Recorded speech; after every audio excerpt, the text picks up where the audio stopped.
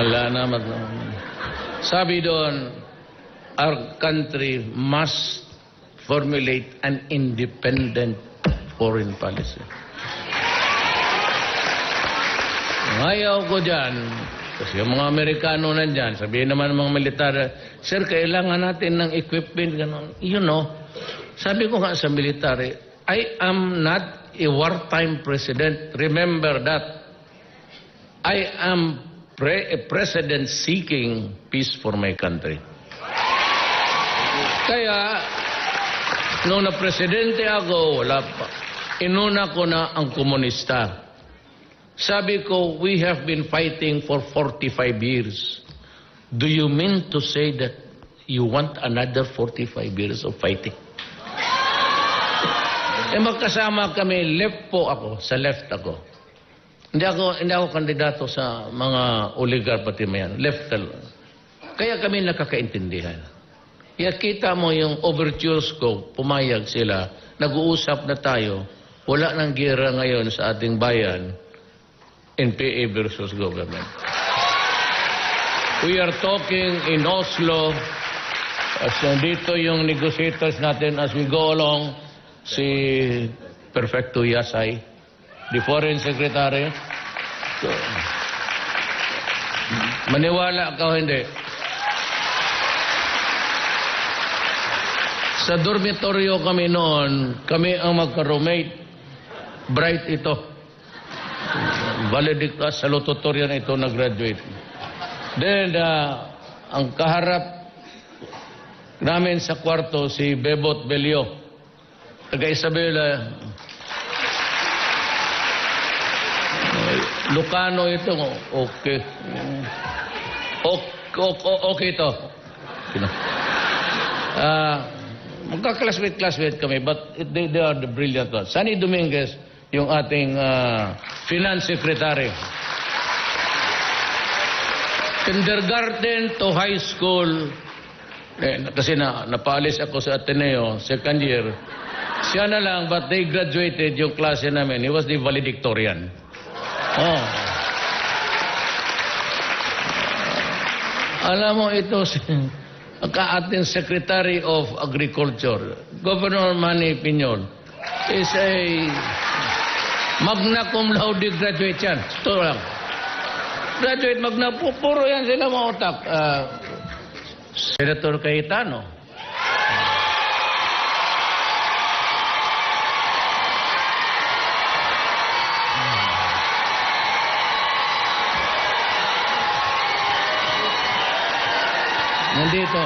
Nandito si Ma'am Lani, Mayor ng Taguig.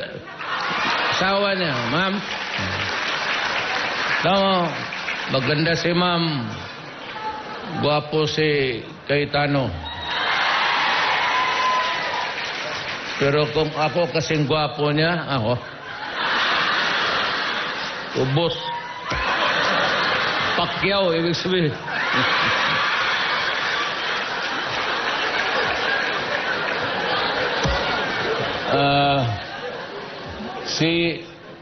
si Mark Villar sa DPWH. Ang Defense Secretary natin from Cotabato City, si General Lorenzana. Alam mo ito si General Lorenzana, ang may sabi pa sa akin, taga Cotabato City ito, Ilocano, pero Cotabato. Yung mga Ilocano lunggo sa... Yan, tapos si pastor pa ang may sabi sa akin. Ano, abid mo ba alam yung sekretary mo of defense? Classmate ko yan. Sabi niya, valedictorian namin yan. Kita mo naman, ang buhok na ubos ka-aral.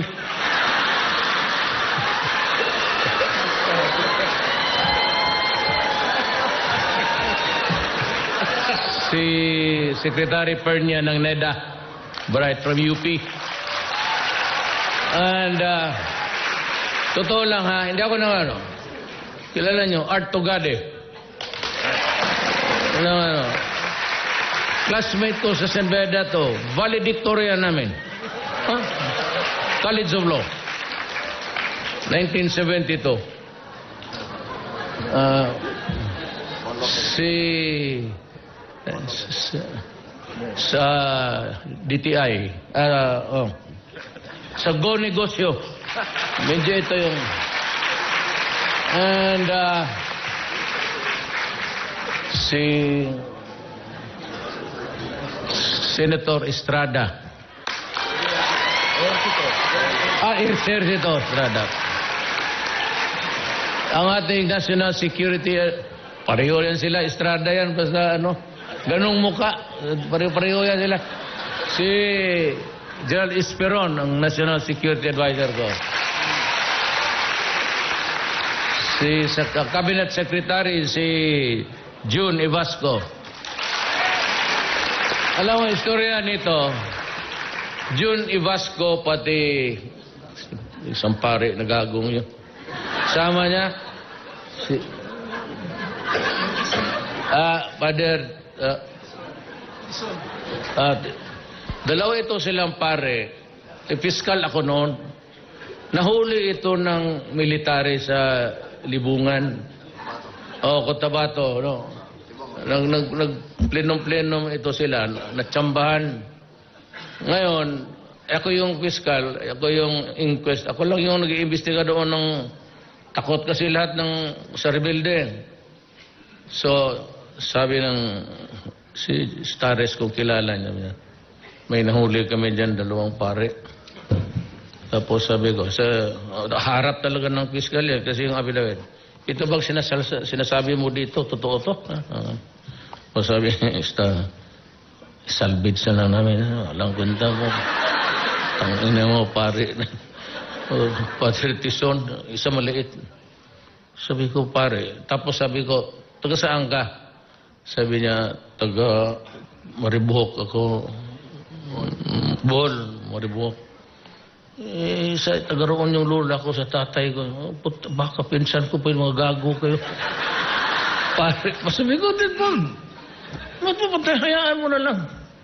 So, nung nanalo si Kore, wala silang trabaho, pumunta sa akin, naghingi ng trabaho, binigyan ko naman. Sabi ko dyan, technical assistant. Eventually, he became my chief of staff. Then, to become the mayor of Mariboc for 9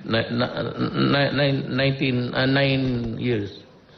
Tapos, sa cabinet na. Started dito sila. Si Andanar, Salpanelo,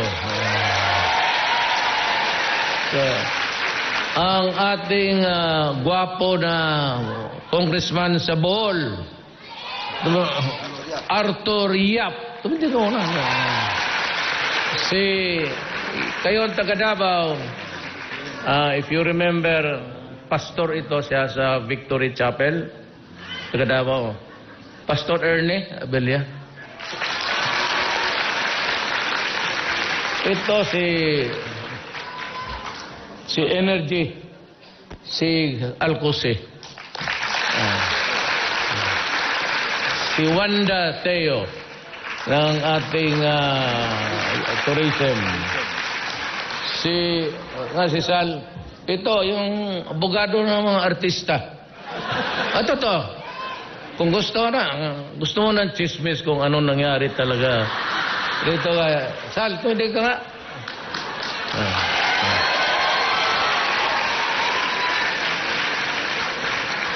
Itong si Sal, hardworking. Yumaman lang ito sa mga away ng mga artista.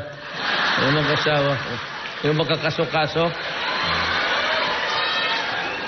Ako po ay ordinaryo lang, kagaya ninyo.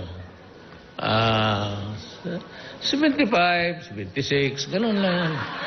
Hindi naman masyado ako nagmamadali kasi I finished my high school 7 years. Sabi ng nanay ko, Rodrigo, matapos ka kaya? Sabi ko, wala man tayong pagmadalaan dito sa buhay na to. Sige lang, bilyar. Minsan nahuli pa ako ng nanay ko, yung talagang takot, pinalo sa... Ganon-ganon. Kaya yung nanay ko, kung buhay ngayon, idemanda ko ng child abuse. Talaga.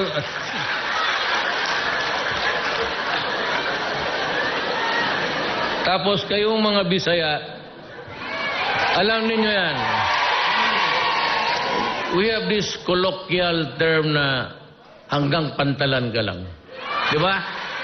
Yung ayaw natin magtrabaho, mga kapatid ko, yung mga lalaki, no? Pagalit yung tatay sabihin, kaulit ka hanggang pantalan ka lang. Di ba? It's a colloquial or idiom developed along the years. Eh, sabi ng tatay ko na, ikaw, sikang anak ka, hanggang pantalan ka lang. Sabi ko, sige lang, basta bayaran lang ako, sige, kanakarga ko, okay lang. Pero sa totoo lang ha, itong lahat na nakarito mga Artugadi, ito bilyonaryo na to. Huwag sabihin magnakaw pa ito. Bilyonaryo ito. College of Law pa kami. CEO na yan ng Delgado. Shipping. Puro mayayaman. Yasay sa he's a professor sa Western Side sa Hawaii University. Pero sa awa ng Diyos, ito trabante ko ito lahat.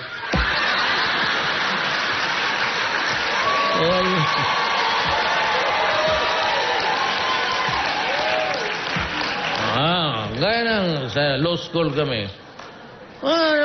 Classroom sa